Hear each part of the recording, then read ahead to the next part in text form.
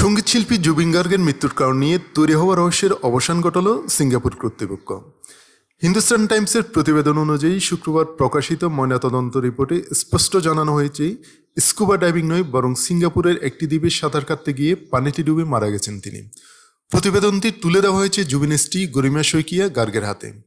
একই সঙ্গে Singapore police ময়নাতদন্ত রিপোর্টের কপি ও প্রাথমিক অনুসন্ধান প্রতিবেদন ভারতীয় হাইকমিশনের কাছেও হস্তান্তর করেছে। এ সময় পুলিশ কর্মকর্তারা প্রয়াত শিল্পী স্ত্রীর সঙ্গেও কথা বলেন। ভারত সিঙ্গাপুর কূটনৈতিক সম্পর্কে 60 বছর পূর্তি এবং ভারত আসিয়ান পর্যটন বর্ষ উদযাপনে অংশ নিতে সিঙ্গাপুর গিয়েছিলেন জুবিন গার্গ। ময়নাতদন্ত রিপোর্টের মৃত্যুর কারণ স্পষ্ট হলেও পুলিশি তদন্ত এখনও শেষ হয়নি।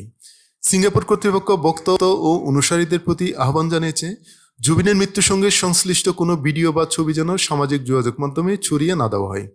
তদন্তের শুরুর দিকে অবশ্য নাশকতার সম্ভাবনা উড়িয়ে দিয়েছিল সিঙ্গাপুর সরকার। তবে এদিকে এ ঘটনায় ইতিমধ্যে কয়েকজনকে গ্রেপ্তার করেছে সিঙ্গাপুর পুলিশ।